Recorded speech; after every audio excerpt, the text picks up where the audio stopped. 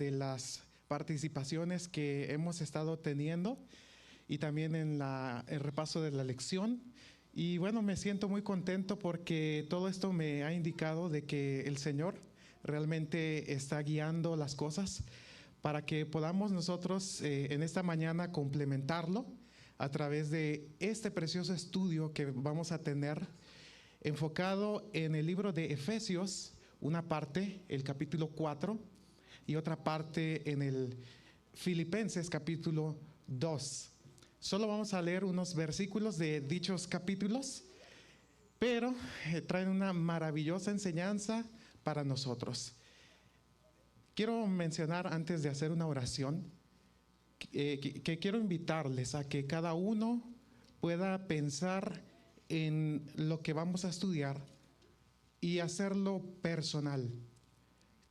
Que al meditar en la palabra de Dios, usted pueda mirarse a sí mismo y ver si está bien la forma en que usted está viviendo o quizás no está del todo bien.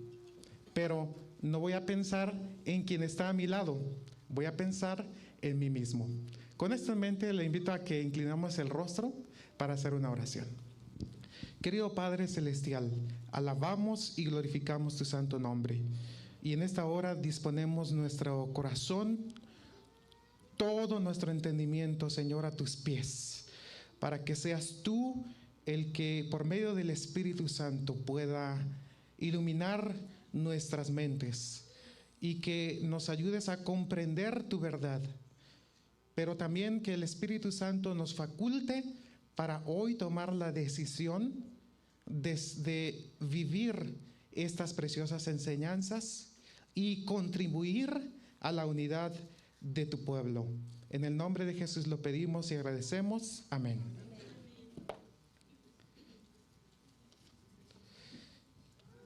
Quiero introducir, pero si quieren ir abriendo la Biblia en Efesios capítulo 4, a partir del versículo 1, pero quiero mencionar, mis hermanos, antes que la unidad en el seno del pueblo de Dios es la expresión visible de su voluntad. La unidad dentro del seno del pueblo de Dios es la expresión visible de su voluntad. Cuando el pueblo está unido, refleja apropiadamente la gloria de Dios, porque Dios es uno. Deuteronomio capítulo 6 y versículo 4 dice: Oye Israel, Jehová nuestro Dios, Jehová uno es. Por lo tanto, nosotros vemos que cuando tú amas a Dios, de acuerdo al versículo 5 de Deuteronomio capítulo 6, donde dice: y amarás al Señor tu Dios con todo tu corazón, con toda tu mente, con todas tus fuerzas, es un mandamiento. De hecho, es el mandamiento que encierra los 4 primeros mandamientos del Decálogo. Amor al Señor. Cuando amas a Dios con todas tus fuerzas y todo tu ser, te vuelves uno con Él y comienzas a vivir en armonía con Él. La falta de unidad nos pone en el peligro de ser como niños fluctuantes. Y te invito a ver esto en Efesios 4 y versículo 14. Efesios 4:14 dice: así que ya no seremos niños fluctuantes. Esta es una conclusión de todo lo que ha dicho anteriormente en el capítulo 4. Ya no seremos niños fluctuantes. Y el capítulo en sí está hablando de la unidad. Así es que la falta de unidad nos pone en un peligro. Y es que cuando nosotros no experimentamos la unidad dentro del seno del pueblo de Dios, corremos el riesgo de que como entes individuales y personales, persiguiendo cada uno lo que cree mejor y lo que cree conveniente, no tomando en cuenta la voluntad de Dios, la revelación de su palabra, entonces corremos el peligro de ser como niños fluctuantes, que dice que son llevados de todo viento de doctrina. Mis hermanos, sin duda alguna que el Señor nos ha dado una mente para que nosotros podamos decidir, tomar decisiones, para que nosotros podamos pensar, para que nosotros podamos saber tomar decisiones. Pero, mis hermanos, en base a este estudio nosotros nos vamos a dar cuenta que hay algo que unifica y que ayuda al pueblo a tener un solo pensamiento en Cristo Jesús. Y cuando estamos dentro de esos parámetros que Él indica, como lo veremos en nuestro estudio, estamos en seguridad. Pero cuando cada uno ve su propio beneficio pensando en sí mismo, el peligro es que cuando llega alguien o cuando escucho en internet a un predicador o X persona que enseña una doctrina y esa doctrina es errónea, equivocada, entonces el niño fluctuante es aquel que es llevado por todo viento de doctrina. Dice, por estratagema, dice el versículo 14, y esta palabra de estratagema en griego es kubeia, y esta palabra de kubeia viene la palabra cubos o dados, y esta era una práctica común en esos tiempos bíblicos de utilizar el juego de dados para poder hacer ganancias. Es un juego en el cual, como si dijéramos hoy los juegos de azar, en Las Vegas, los casinos. Bueno, entonces había alguien que agarraba los dados, que dirigía el juego y dice que los lanzaba. Y resulta que había momentos en los que esos dados estaban modificados con el propósito de que el que conducía el juego sabía que el resultado que iba a obtener. Así es que hacía trampa, en pocas palabras. Y dice, esta es la idea que se transmite en el texto. Por estratagema, dice el versículo, de hombres. Es decir, que hay hombres que pueden vendernos una idea, un pensamiento, pueden dominar alguna doctrina, pero falseando la verdad. Como esa práctica en aquellos tiempos bíblicos, que él modificaba los dados con el fin de poder obtener el resultado deseado. Los que eran más habilidosos tenían una forma, no era necesario que falsearan los dados, sino que tenían una forma ya muy experta de lanzar los dados y saber que iban a obtener el resultado deseado. Así es que esto nos indica la práctica de enseñar inadecuadamente la palabra de Dios con el fin de engañar a aquellos que no están solidificados en la fe. La Escritura siempre nos muestra que el Señor quiere que como pueblo y como personas individuales también podamos nosotros ser gente madura, gente que está en crecimiento constante, y la unidad es parte de la madurez que el Señor espera que nosotros podamos tener. Ahora, quiero mencionar también que la falta de unidad puede ser el resultado de que como individuos, o sea, personalmente, somos movidos por una ambición egoísta o por vanagloria. Dice en Efesios 4, versículo 1,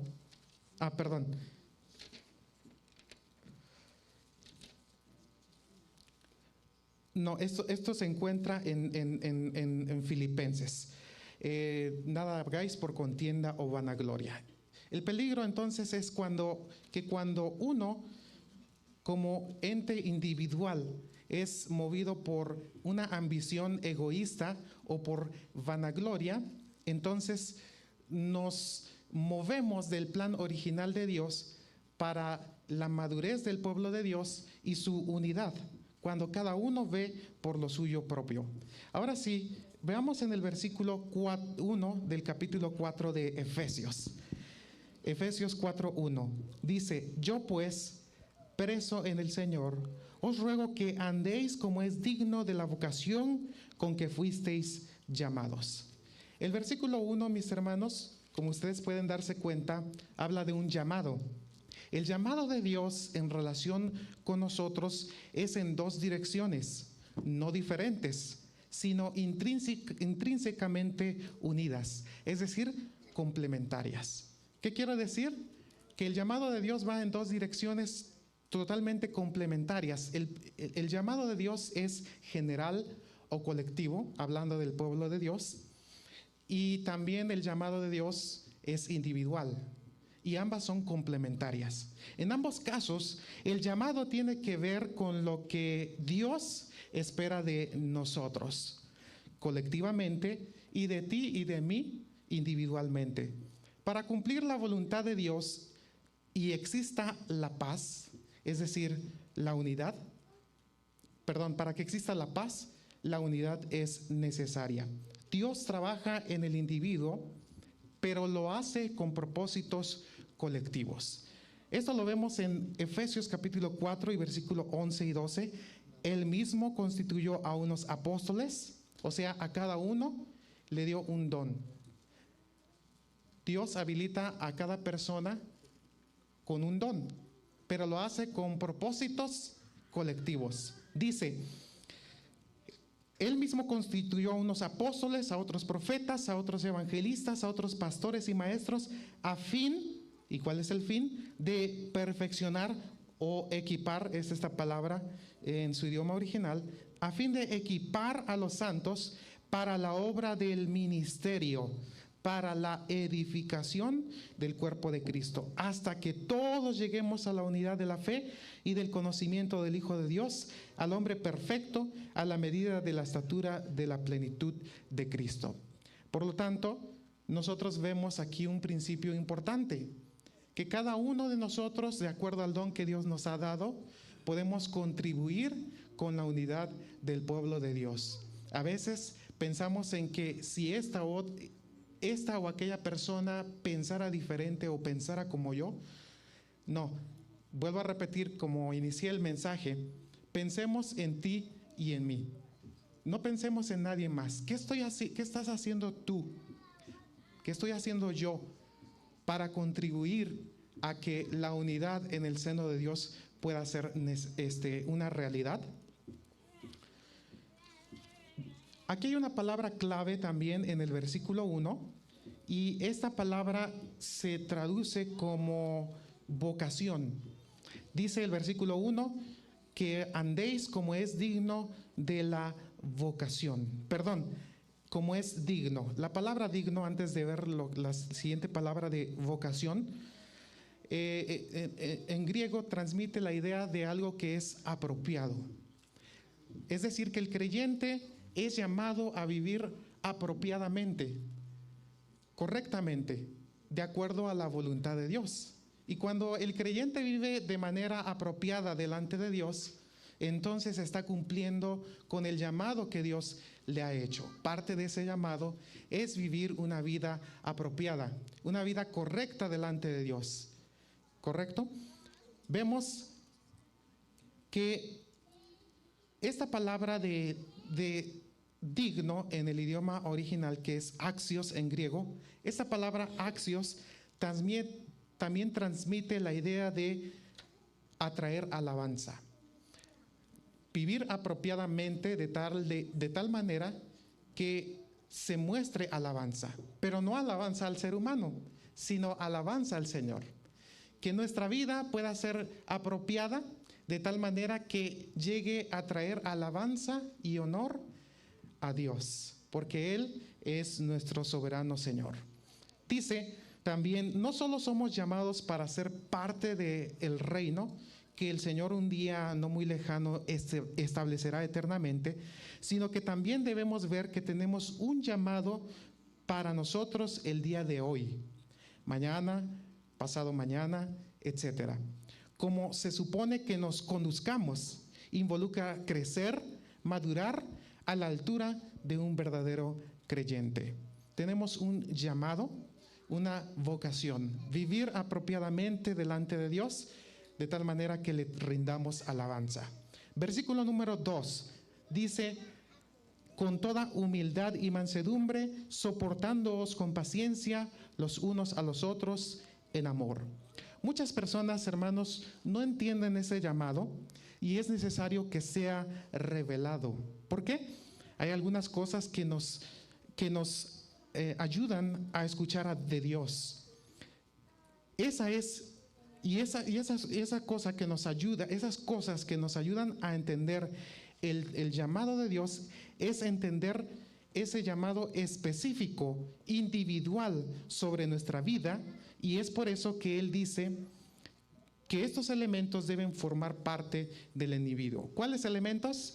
Comienza diciendo el versículo 2, con toda humildad. Mis hermanos, esta palabra de humildad, literalmente en griego, significa humildad de mente o de pensamiento. Tiene que ver con la manera en que pensamos, en que vemos quién soy yo y mi relación con Dios. Cuando yo veo quién es Dios y quién soy yo, entonces comienzo a tener un concepto adecuado de mi persona, porque yo soy creación de Dios, pero también sé que por causa del pecado soy pecador y que no merezco nada de las cosas que Él me da, pero en su amor Él me las da porque me ama. Por eso dio a Cristo Jesús para venir y salvarme, rescatarme, pagar mi salvación. Ahora, con toda humildad significa humildad de mente o de pensamiento, tener un concepto apropiado de mi persona. Entonces, yo quiero preguntarte, querido hermano, ¿qué tipo de pensamiento tienes qué concepto tienes tú de ti mismo? Hoy la psicología o muchas veces los profesionales, con el fin de dar ánimo a las personas en la superación personal, les dicen: tú eres excelente, eres lo mejor, la mejor persona, nadie debe limitarte. Y mis hermanos, tú lo mereces, cosas así. Mis hermanos, son frases motivacionales que usa el mundo. La realidad es que sí somos valiosos porque Dios envió a Cristo para salvarnos. Pero también debemos reconocer la realidad del pecado. Y el pecado trae consecuencias y el pecado trae degradación. El ser humano realmente pues no produce por sí mismo, separado de Dios, nada bueno. Nada bueno. Separado de Dios, el Señor Jesús dijo que nada puedes hacer. Separados de mí, nada podéis hacer. Mis hermanos, vemos entonces humildad de pensamiento, un pensamiento apropiado. Más adelante vamos a introducirnos en Filipenses para meditar un poquito más en esta palabra de humildad. La siguiente palabra está unida a la humildad y es mansedumbre. Aquí en nuestros idiomas, en nuestra Biblia, comúnmente, esta palabra en griego significa apacible, pacífico, por implicación también humilde, mansedumbre de temperamento. Implica esta palabra para mansedumbre, en el idioma original quiere decir silencio, quiere decir o transmite la idea de quietud. Y esto es importante, mis hermanos, porque para ser humildes no debemos llamar la atención sobre nosotros mismos.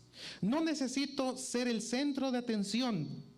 No estoy tratando de hacer que la gente me reconozca y me admire. Más bien, humildad. Eso implica la idea de mansedumbre y está ligada totalmente con la palabra anterior, que es humildad. Una persona que tiene un concepto correcto de sí mismo delante de Dios es una persona que está en quietud, que lo que hace no es motivado para que otros lo vean, para que reconozcan sus habilidades y sus dones. No, lo hace en quietud, en mansedumbre, en humildad, para darle la gloria al Señor. Porque el creyente que es maduro y vive de acuerdo a la voluntad de Dios refleja sus atributos, refleja sus buenas obras. Y las buenas obras, dijo el Señor Jesús en el Sermón del Monte, para que vean vuestras buenas obras y glorifiquen ¿a quién? A vuestro Padre Celestial que está en los cielos. Así es que una vida apropiada de un creyente humilde conduce a la alabanza y el reconocimiento de Dios y no del ser humano. Una persona humilde entonces tiene una actitud en la cual dice: yo soy lo que soy por la gracia de Dios. Yo no tengo nada bueno por el cual en términos de salvación me pueda presentar ante Dios y ser aceptado por Él en términos de salvación. Porque la salvación es de Cristo Jesús. Y por lo tanto, por gracia, dice el apóstol Pablo enfáticamente en varias de sus cartas, por gracia sois salvos. Mis hermanos, dice la siguiente palabra es paciencia. Dice el versículo 2, soportándoos con paciencia. Bueno, quisiera mencionar esta palabra de soportando. Esta palabra en griego, anejomonoi, está compuesta de dos palabras, que es ana, que significa propiamente arriba, y ejo es un verbo que significa tener, sostener, estimar, reprender, llevar, mantener. En pocas palabras, cuando dice soportándoos, ustedes saben que cuando alguien tiene algo y lo pone encima de una mesa, esa mesa puede servir para soportar, para sostener eso que usted pone en el lugar. Aquí puse mi Biblia sobre el púlpito y el púlpito ayuda a soportar, a sostener para que esto no se caiga.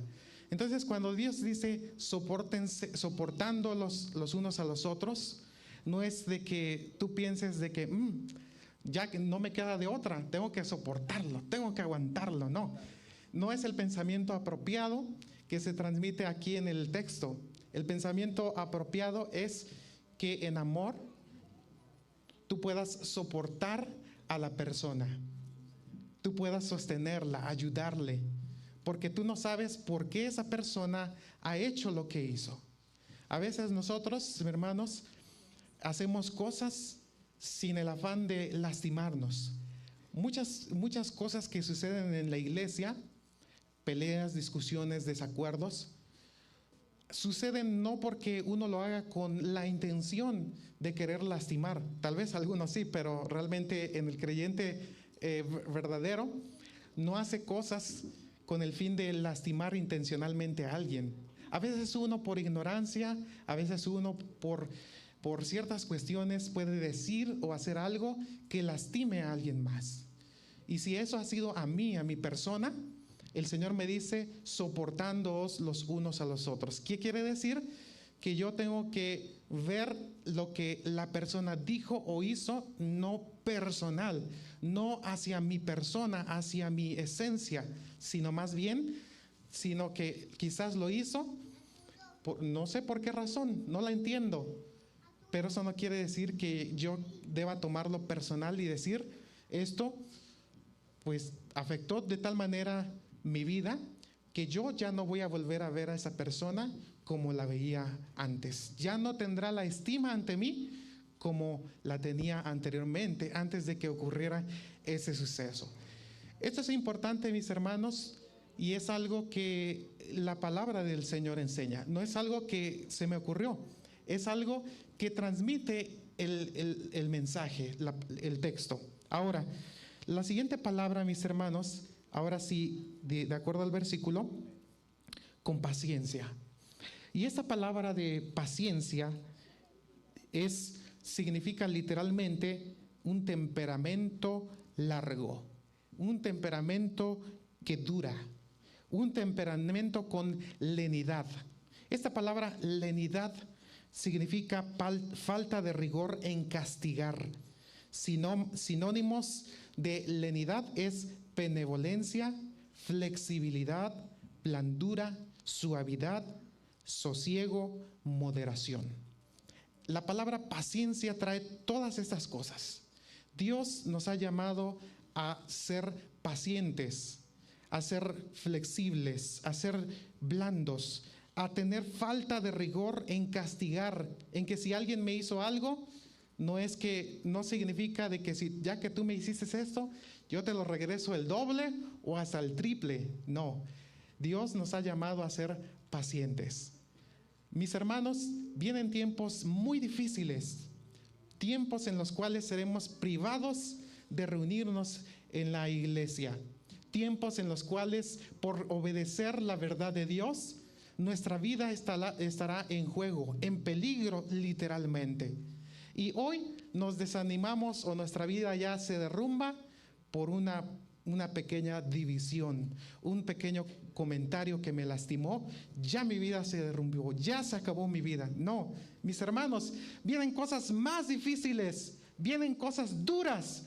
Y el Señor nos advirtió que nosotros debemos ser pacientes en todo tiempo y en todo lugar, porque esa es la instrucción que el Señor está diciéndonos.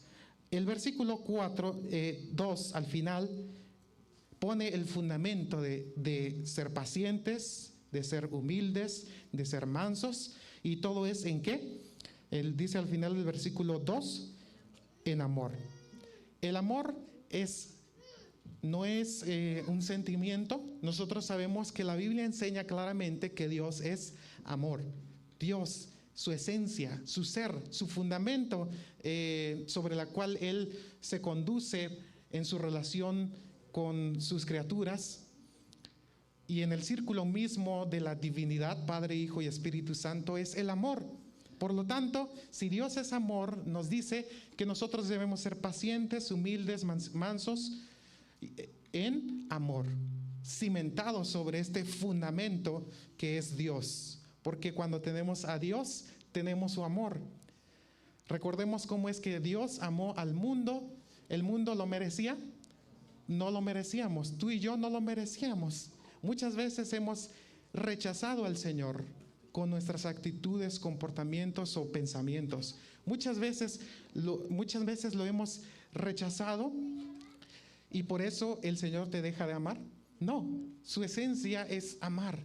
Y el Señor nos invita a que nosotros podamos estar cimentados, soportando con paciencia, humildad, mansedumbre a nuestros hermanos, a mi prójimo, en amor. El fundamento es su amor.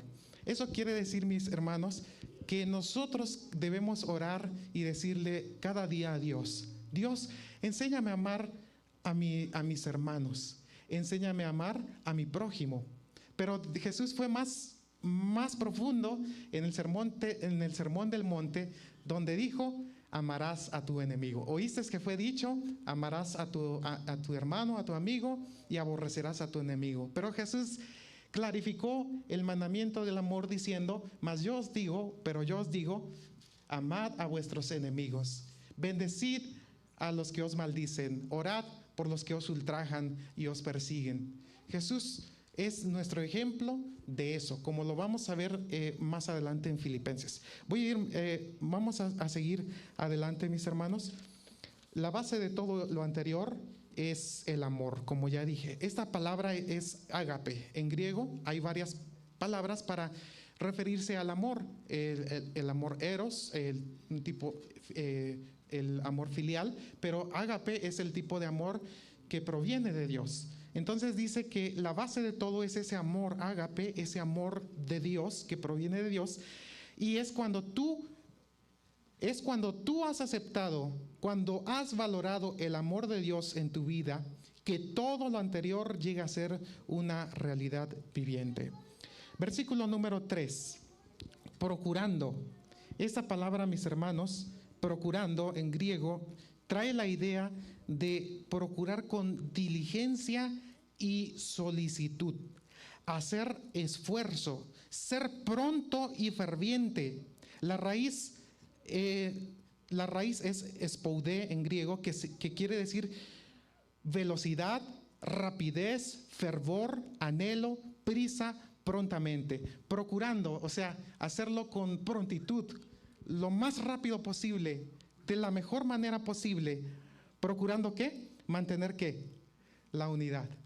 Esa es una instrucción de parte del Señor. El Señor nos dice, sean solícitos, ustedes hagan todo lo posible por buscar lo más pronto posible la unidad entre los unos a los otros. Esa es la idea que transmite el versículo. Procurar significa hacerlo pronto, hacerlo presto, hacerlo de la mejor manera, con la mejor disposición, contribuyendo, haciendo lo que está de mi parte para que la unidad dentro del seno del Dios sea posible. Recuerda, este mensaje es para ti. Piensa en ti. ¿Qué es lo que estás haciendo tú para contribuir a que la unidad dentro del seno de Dios sea posible? Más adelante vamos a ver los elementos que menciona Pablo. Son 7 elementos que él menciona que hacen posible la unidad. Cuando estos 7 elementos forman parte, entonces estamos seguros de que la unidad que estamos buscando como pueblo está bien fundamentada. Ahora, quiero seguir adelante, procurando que mantener, y esta palabra de mantener significa vigilar, guardar, retener, custodiar. Es decir, no permitir que existan elementos o agentes ajenos, externos, que lleguen a destruir la unidad. Yo debo procurar, retener, guardar, custodiar, ¿la qué? La unidad. La unidad en griego es genotes, y esta palabra significa unanimidad también. ¿Y qué es la unanimidad? Es la coincidencia de criterio o acción en todos los involucrados en una decisión o parecer. ¿Ustedes han formado parte de alguna junta en un trabajo o en la iglesia? Sí. Y ustedes saben que hay decisiones que se deben tomar.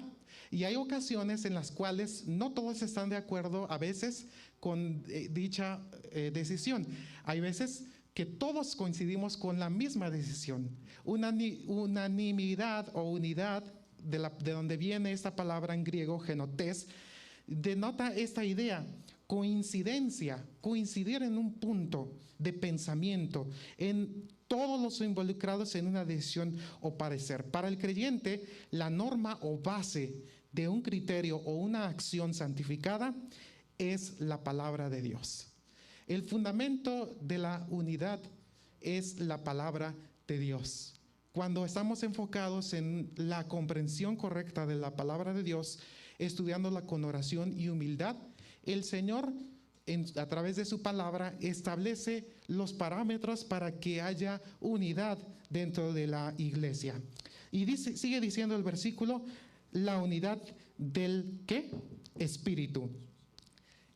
En otras palabras, vemos que esa unidad se logra a través de una persona. Y esa persona es el Espíritu Santo. Él es quien hace posible la unidad. Esa unidad está de acuerdo a la voluntad de Dios, con el fin de cumplir con sus propósitos. Esta palabra de en el Espíritu significa sobre o por en el idioma original. Y eso quiere decir que el fundamento de la unidad está sobre, o es el resultado de tener al Espíritu de Dios en nuestras vidas. Así es que antes de pensar colectivamente, quiero preguntarte, ¿cuán seguro estás tú de que tienes al Espíritu Santo en tu vida guiándote? ¿Cuán seguro estás tú de que el Espíritu Santo ha hecho morada permanente en ti, ha transformado tu manera de ver la vida, ha transformado tu manera de pensar y los ha conformado a su voluntad, a su palabra? Cuando tú estás seguro de que estás viviendo la altura del llamado de Dios, de madurez, de entrega y compromiso con el Señor, entonces el Señor te pone en la actitud correcta para que tú contribuyas a la unidad.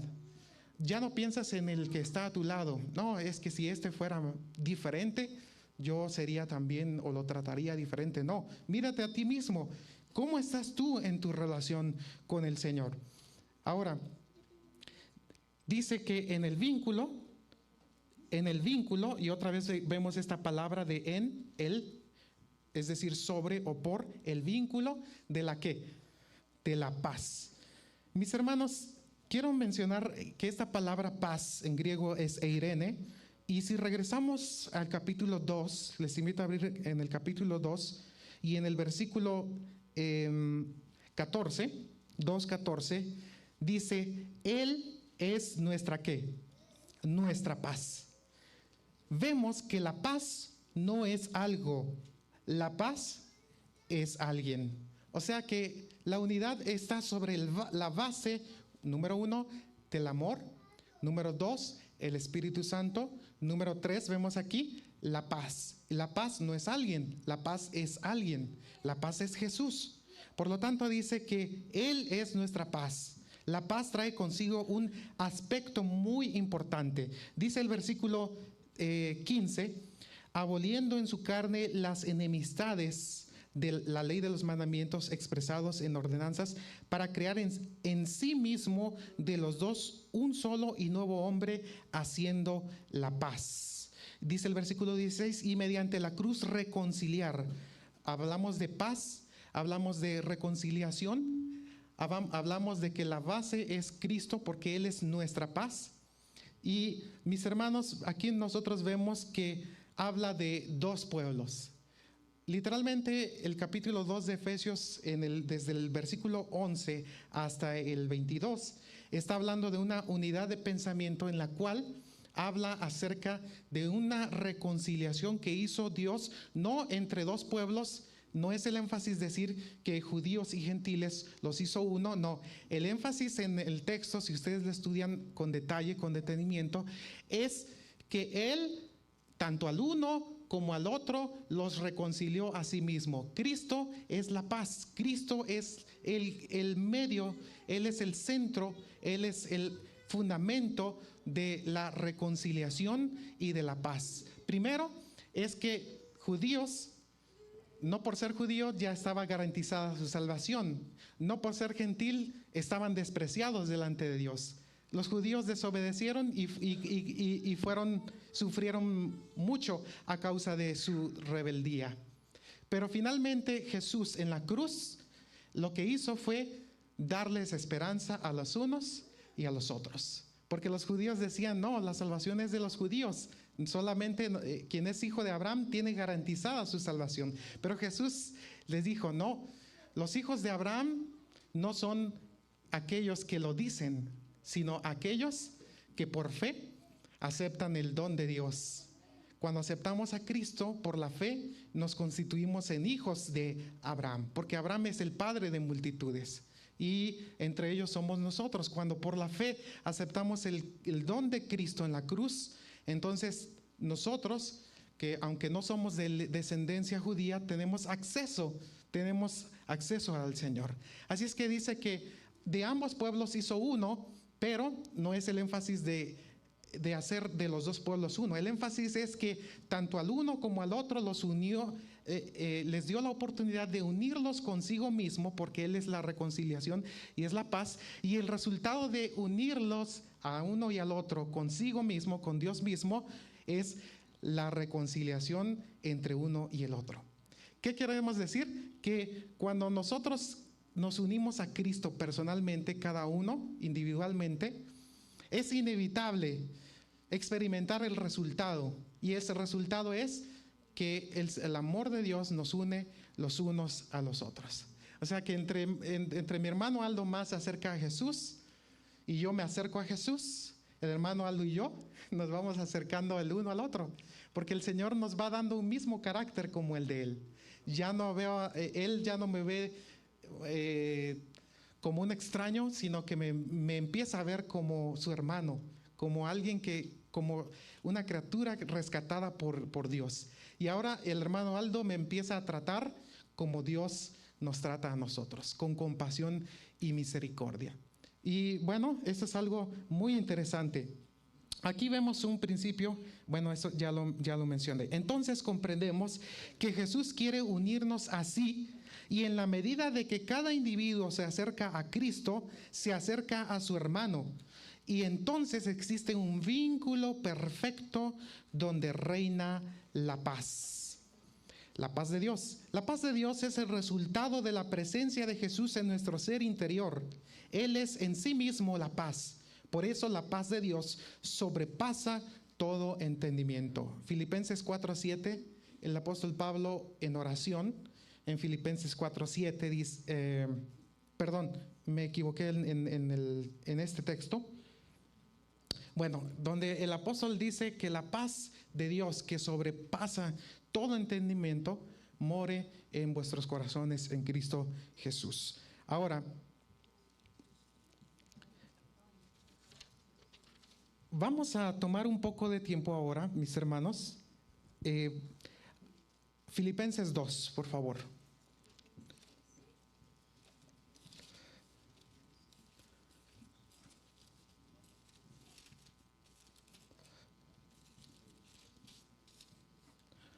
Filipenses capítulo 2, vamos a tomar un tiempo para ver la relación y el papel de la humildad y la unidad. ¿Cómo es posible que ser humilde me lleve a la unidad con mi hermano? ¿Qué aprendemos de Cristo nuestro Señor y la humildad? Versículo 1 dice, por tanto, si hay algún consuelo en Cristo, si algún estímulo de amor, si alguna comunión del Espíritu, si algún afecto entrañable, si alguna misericordia. Aquí nosotros vemos palabras interesantes. Un consuelo. Y esta palabra significa con, junto a, al lado de. Esta palabra de consuelo tiene dos palabras en sí. Uno es la palabra es paraclesis. La primera palabra es de para, significa junto, con, al lado de, y la palabra siguiente es kaleo, para la palabra de consuelo. Y esta palabra de kaleo aquí en este texto significa convidar, invitar, llamar. O sea, que dice que si hay algún consuelo, dice, en Cristo, si algún estímulo de amor, si alguna comunión del Espíritu, si algún afecto entrañable, si alguna misericordia, el texto nos invita a que nosotros seamos personas que podamos invitar y convidar a mis hermanos a estar junto conmigo. Y dice que es el amor de Cristo, el versículo 2, la segunda parte, si algún estímulo de amor, y nuevamente vemos la palabra amor, es que el amor de Cristo es el que trae ánimo y consuelo a tu vida y el que te llena de afecto. Su amor es el que te ayuda a que tú puedas experimentar la verdadera comunión. Al final del versículo dice, si alguna comunión del Espíritu, si algún afecto entrañable, si alguna misericordia. Versículo número 2, completad mi gozo, sintiendo lo mismo, teniendo el mismo amor, unánimes, sintiendo una misma cosa. La palabra para donde dice sintiendo lo mismo, la palabra esta de sentir lo mismo, realmente es la palabra froneo. Y esta palabra en griego significa pensamiento, mente o facultades cognitivas. Más que el sentimiento, implica la idea de la mente y de las facultades cognitivas. O sea, miren, dice el versículo, sintiendo lo mismo. Eso de sentir lo mismo, más que sentir de sentimiento, es una decisión voluntaria de la mente de buscar la comunión, tomar con las facultades cognitivas, con todo el entendimiento.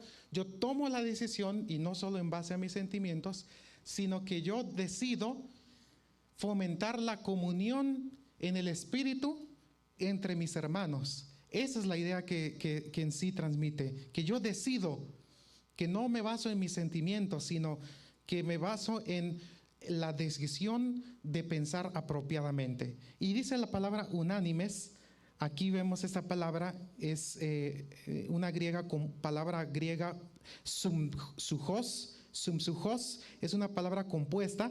La palabra sun, la primera parte de la palabra, habla de unión, junto o con, y la palabra suje, la segunda parte de la palabra, que significa aliento, espíritu, es decir, juntos en alma y espíritu. Aquí dice el versículo, unánimes, sintiendo una misma cosa.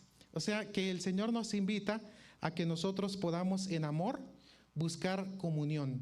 Y ese buscar comunión no se basa en mis sentimientos, sino se basa en mi decisión de yo personalmente contribuir a que exista la comunión que Dios quiera que existe en el pueblo de Dios. Y esto complementado a la idea de que cada individuo se une a Cristo, Cristo los une los une los unos a los otros. Dice ahora el versículo 3, nada hagáis por rivalidad o vanidad, antes bien con humildad, estimando cada uno a los demás como superiores a él mismo. Mis hermanos, la palabra de nada hagáis por rivalidad es una palabra griega que es eriteia, y esta palabra significa ambición desatinada o egoísta. La ambición que no tiene concepto de servicio y que solo pretende provecho y poder. Esta palabra de eriteia, que se traduce como rivalidad, y que Dios dice nada hagáis por rivalidad, era en un principio una palabra positiva. Eriteia expresaba la idea de un hombre que tejía, que hacía un trabajo y con ese trabajo se ganaba el sustento para su familia. Esa palabra era algo bueno al principio, originalmente. Con el tiempo, el significado se fue deteriorando.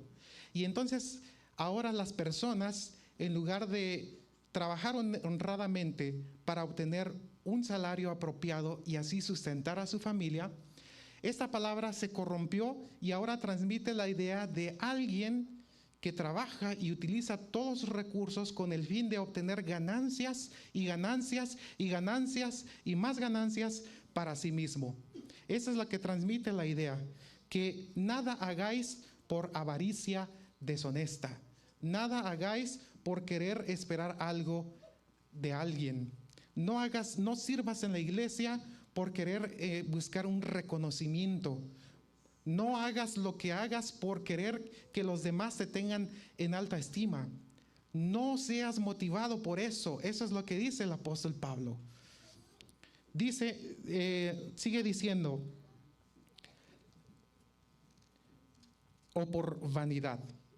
La palabra vanidad o vanagloria es esa palabra que en griego es kenodoxian,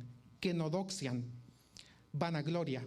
La palabra keno es vacío o vano, vanagloria. Y doxian es la palabra gloria.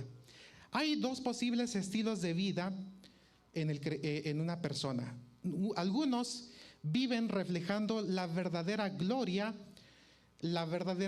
de Dios. Y la gloria de Dios es sustanciosa, tiene peso. ¿Qué quiero decir, hermanos? La palabra gloria en hebreo es kabod. Y kabod tiene una raíz hebrea que es kabed. Y esta palabra kabed significa peso. Es algo que tiene sustancia. La gloria de Dios es algo sustancioso y pesado, que puede producir cosas, que puede hacer cambios. O sea que si Dios nos dice, nada hagáis por rivalidades, ni por vanagloria. Vanagloria entonces significa que la vanagloria es la que se derrama sobre uno mismo, es la que buscamos cuando deseamos lograr convertirnos en algo o recibir algo. Eso es la vanagloria. Cuando es algo vano, es algo que yo busco para mí, pero que no produce algo sustancioso, que no hace cambios sustanciosos en mi vida. Cuando la gloria de Dios se manifiesta en mi vida, la gloria es sustanciosa, es pesada, Quiere decir que produce cambios en mi vida, los cambios necesarios a fin de que yo pueda conducirme apropiadamente delante de Dios. Eso es lo que quiere decir la palabra gloria originalmente en la escritura. Dice, antes bien, con humildad. Humildad, literalmente la palabra en griego es humildad de mente o modestia. Tener un pensamiento adecuado y moderado de sí mismo. Y sigue diciendo el versículo 3, con humildad estimando cada uno a los demás como superiores a él mismo. Y yo quiero rápidamente hacer mención para entender este concepto. En Marcos 10, vamos a abrir por favor. Marcos 10.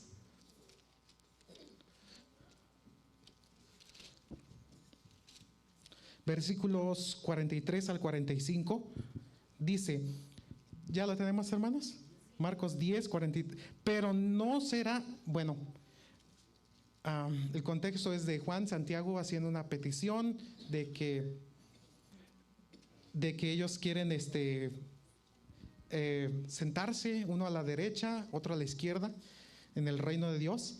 Pero Jesús, después de aclarar las cosas, a los discípulos los reúne y les dice, pero no será así entre vosotros, sino el que quiera hacerse grande entre vosotros será vuestro servidor.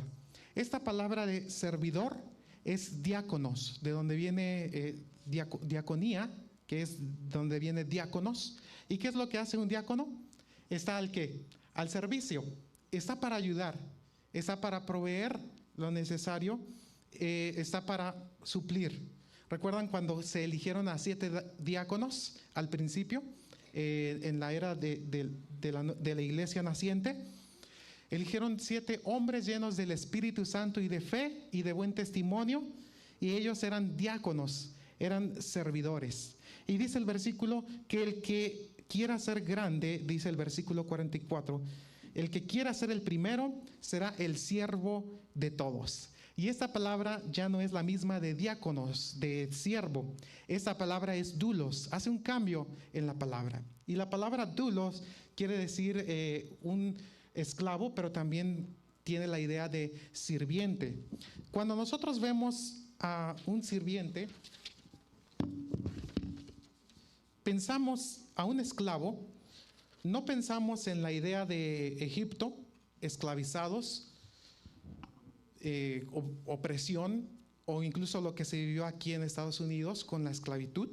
No, cuando nosotros pensamos en esclavitud en términos bíblicos, se nos viene en Éxodo capítulo 22, por ejemplo en el versículo 5, dice, bueno, antes del versículo 5 en Éxodo 22, habla de las leyes de los esclavos. Y dice que si tú compras un siervo hebreo, dice, y al sexto trabajará para ti 6 años, pero al séptimo lo liberarás. Pero si el siervo que está en tus puertas, dice, se encariña contigo, hace una familia y tiene hijos, y entonces llega su año para que él pueda salir ya libre, y él dice, no, pues yo tengo mi familia y yo aprecio a mi amo, entonces dice que él le dice a su señor, yo quiero quedarme contigo. Y entonces dice que el señor, lo que hace, su amo, por así decirlo, su señor, lo que hace es le orada aquí en la oreja. Por eso es que eso de las arracadas y todo esto, no sabemos a veces su trasfondo, pero eso quería indicar la situación de alguien, de un esclavo. Y dice, le horadarás la oreja y de esta manera él va a quedar contigo para siempre. El concepto de doulos, de esclavitud en términos bíblicos, no era el concepto que nosotros pensamos cuando hablamos de lo que se vivió en Estados Unidos o en Egipto, sí, o en otros países, sino que el concepto bíblico es que el amo tiene una relación buena con ese siervo y ese siervo sirve a su amo, lo hace bien a tal grado de que puede encariñarse con él y decirle, no me quiero ir de tu lado. Entonces, este concepto dice que cualquiera que quiera ser grande, dice, será vuestro diácono, su servidor, pero el que quiera ser el primero debe ser el servidor, el dulo, el esclavo. Pablo se mencionó a sí mismo como siervo, y ahí esa palabra es la misma, dulo, de Jesucristo, siervo de Jesucristo. Él voluntariamente se sometió al señorío de Cristo con el fin de hacer su voluntad. Por eso es que él proclamó con amor, como un siervo, como un esclavo de Cristo Jesús.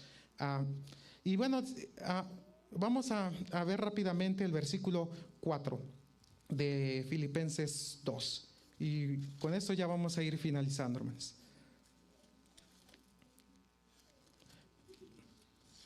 Filipenses 2. Dice el versículo 4: no busquéis vuestro propio provecho, sino el de los demás. Es decir, no busques tus propios objetivos, sino los objetivos de Dios para que llegues para ellos.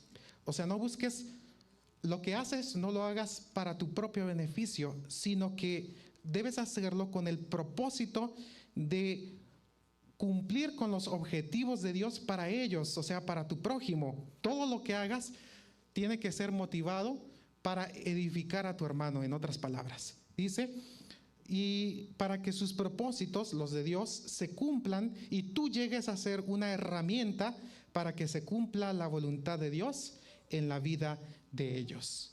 Así es que nos invita a la humildad, no a hacer cosas por vanidad, no hacer cosas por rivalidad, sino antes bien con humildad, considerando a los demás como mayores a ti mismo. Y mis hermanos, esto es difícil, pero miren quién lo hizo. Dice el versículo 5: haya pues en vosotros este sentir que hubo también en Cristo Jesús. Él, siendo en forma de Dios, no estimó el ser igual a Dios como cosa a que aferrarse, sino que se despojó a sí mismo, tomó la forma de siervo, se hizo semejante a los hombres, y más aún, hallándose en la condición de hombre, se humilló a sí mismo, haciéndose obediente hasta la muerte, y la muerte de cruz. Por eso, por él haberse humillado, por haberse hecho esclavo, siervo, esta misma palabra de que él se hizo siervo, en forma de siervo, es dulos, es esclavo. Él se hizo en forma de esclavo, dice, y se hizo semejante a los hombres. Y por esa razón, porque él se humilló hasta la muerte y la muerte de cruz, dice el versículo 9, Dios lo exaltó sobre todas las cosas. ¿Recuerdan en Mateo capítulo en este capítulo que acabamos de ver? El que quiera ser el primero debe ser el esclavo de todos, porque el que se humilla será ¿qué? Enaltecido. Cristo, nuestro ejemplo máximo de humildad, se humilló, y dice el versículo 9, que por eso también Dios lo exaltó sobre todas las cosas y le dio un nombre que es sobre todo nombre, porque en el nombre de Jesús, para que en el nombre de Jesús se doble toda rodilla de los que están en los cielos, en la tierra y debajo de la tierra, y toda lengua confiese que Jesucristo es el Señor, para la gloria de Dios el Padre. Mis hermanos, aquí vemos la gloria, vemos a Jesucristo como Señor. Al final del versículo 11 de Filipenses, cuando reconoces al Señor como tu Señor y no solamente como tu Salvador, la palabra Señor quiere decir autoridad, quiere decir señoría, señorío, quiere decir que Él es el dueño de todas las cosas, y cuando tú te consideras como su siervo, como su hijo, entonces reconoces la autoridad. Es algo de lo que mencionábamos en la lección, reconocer apropiadamente a Dios. Y cuando tú reconoces apropiadamente a Dios, entonces Él es el que trabaja en ti para darte humildad de pensamiento, para no considerarte más que nadie más, sino para considerarte a ti mismo como siervo de todos. Mis hermanos, yo he llegado cuando estuve de pastor, y aún en algunas ocasiones que he tenido la oportunidad de llegar a algunas iglesias, qué lindo es ver los ancianos de iglesia que llegan y dicen, estamos para servir. Y tú lo ves, la sinceridad en sus rostros. Y te das cuenta que ellos están dispuestos a hacer lo que tú indiques, obviamente en el contexto apropiado. Cuando tú eres alguien que llegas con una misión, un propósito, un evangelista, pues los hermanos nos ponemos a disposición para contribuir a que las cosas salgan bien. Pero lo que resalto aquí es la actitud de humildad, de hombres o mujeres que dicen: yo lo hago, está bien. Si está dispuesto a trabajar donde quiera que lo pongan. Si le dicen a limpiar baños, va y lo hace bien, y lo hace por amor. Y dice que esos que sirven por amor, al final Dios los exaltará.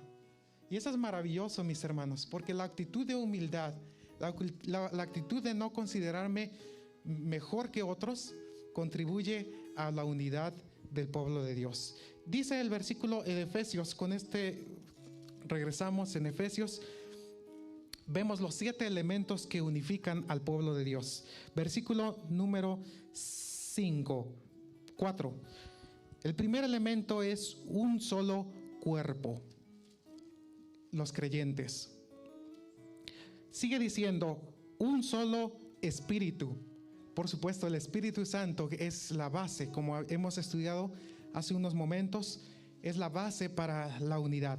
Como fuisteis también llamados, vemos el tercer elemento, una misma esperanza de vuestra vocación. Vemos el cuarto elemento, un solo Señor.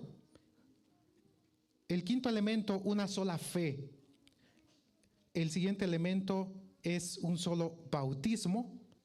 Y un solo Dios y Padre de todos, el cual es sobre todos y por todos y en todos.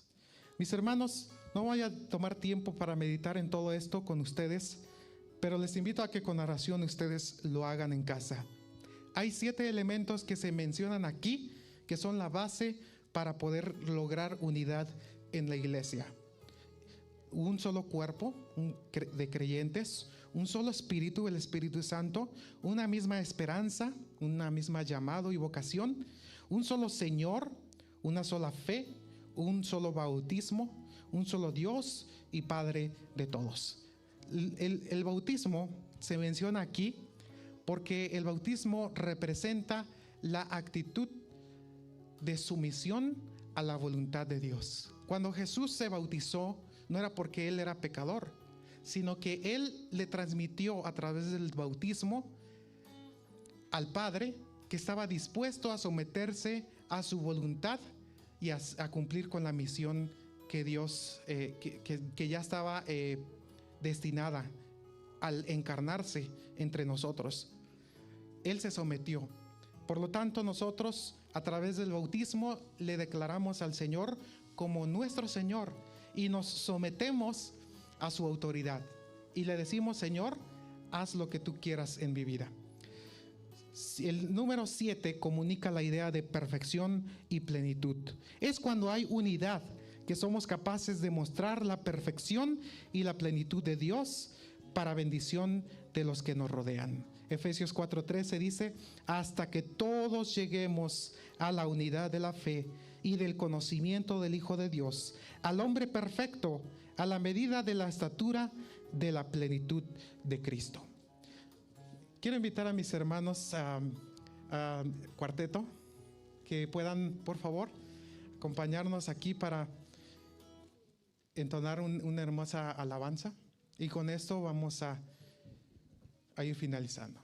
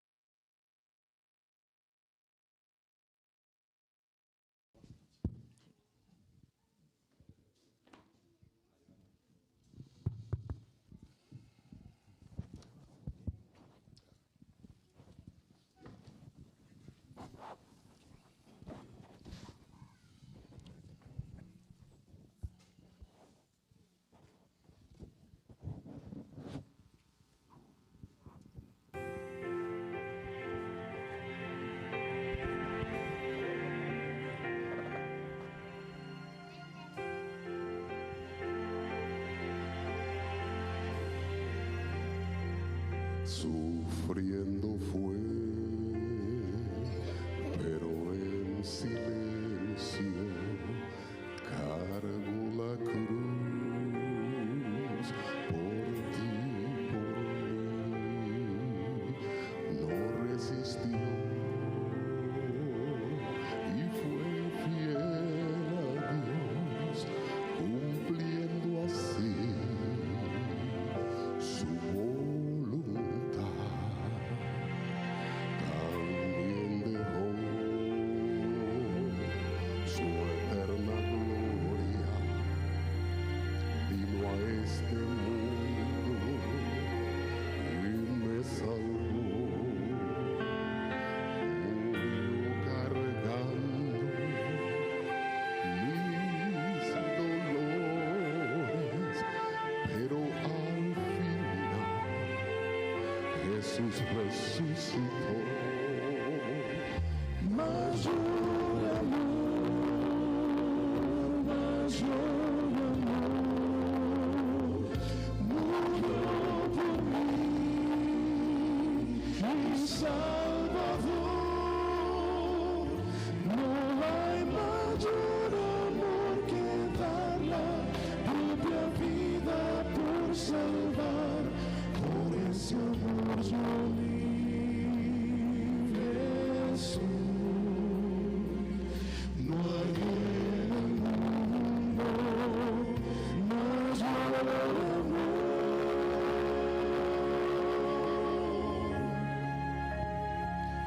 Mi pobre amor es imperfecto, perfecto es Dios quien me salvó, me acepta así con mis defectos, renueva el pacto que quebré, cambió la historia para así tener la esperanza de vivir. Mostró su amor con ese gesto, llenó mi vida de valor. Mayor amor, mayor amor, murió por mí, mi Salvador. No hay mayor amor que dar la propia vida por salvar. Por ese amor yo libre soy. No hay en el mundo mayor amor, mayor amor, mayor amor. Murió por mí, mi Salvador. No hay mayor amor que dar la propia vida por salvar. Por ese amor yo libre soy. No hay en el mundo mayor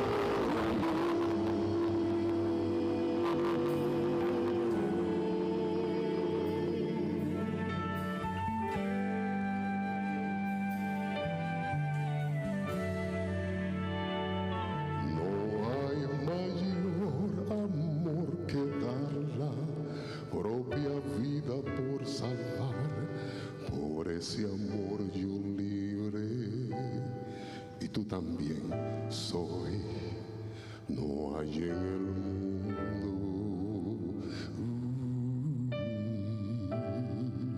mayor amor.